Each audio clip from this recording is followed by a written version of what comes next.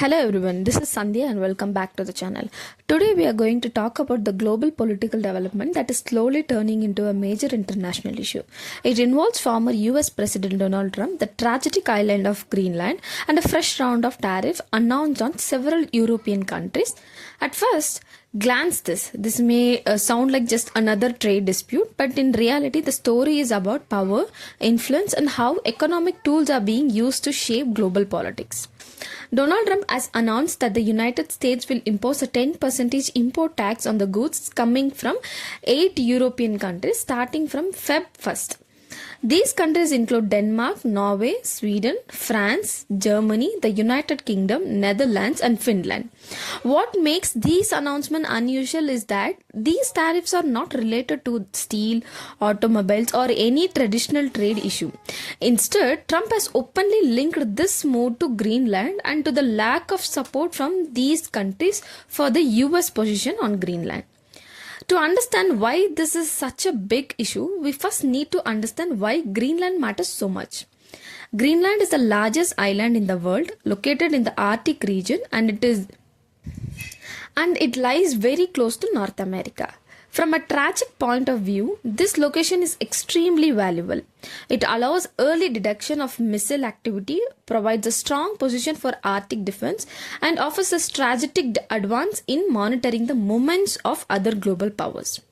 The United States already has a military facilities in Greenland, but Trump believes that stronger and more permanent control is necessary for national security.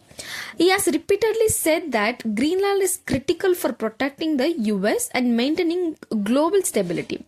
According to him, if the US does not secure its interests there, other powers like China and Russia would increase their influence in the Arctic region.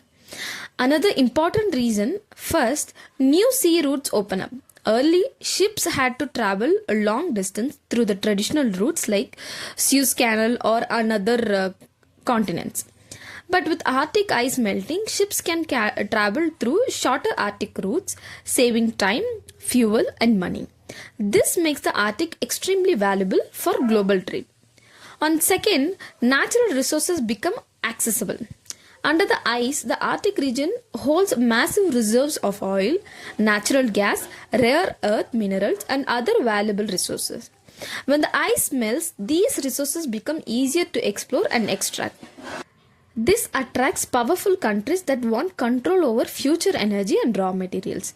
Thirdly, military importance increases. Ice once acted as a natural barrier. Now, with the less ice, military ships and submarines can move more freely through the Arctic. These make the region strategically sensitive. Countries want bases, monitoring systems, and control points to protect their interests and track rivals. Now coming back to the tariff. Trump's approach is very consistent with his past policies. He believes that economic pressure works faster than diplomacy. Instead of relying only on negotiations, he prefers using tariffs as leverage. His message is very clear. If countries do not support US strategic interests, they should be prepared to face economic consequences. In this case, tariffs are being used not just as a trade tool but as a political weapon. This approach, however, has created a serious backlash in Europe. European leaders have created strongly, especially Denmark, which has made it clear that Greenland is a self-governing territory and its future cannot be decided by external pressure. European countries argue that trade and diplomacy should not be mixed in this way, particularly among long-standing allies. Tariff threats as economic caution and have warned that much moves could damage trust between allies. Countries like UK have stated clearly that Greenland's future is non-negotiable and that political disagreement should be dissolved without dialogue, not trade penalties. From an economic perspective, these tariffs would have real consequences. When impact taxes are imposed, companies exporting goods to the US have to pay more. And in most cases, these costs is passed on to consumers. That means higher prices, lower trade volumes, and possible disruptions in supply chains. There is also a strong possibility that Europe could respond with counter tariffs, leading to a wider trade conflict. What makes this situation more concerning is that these are not rival nations. These are NATO allies which have cooperated for decades on security and defenses. Using trade pressure in such contests raises serious questions about the future of international trust. Beyond trade and Europe, Beyond trade in Europe, this situation sends a powerful global message. It shows that economic tools are increasingly being used to influence political decisions. It also highlights how strategic regions like Arctic are becoming a central to future global conflicts and powerful struggles. Countries around the world are now watching closely because this approach would reshape how international relationships work in the coming years.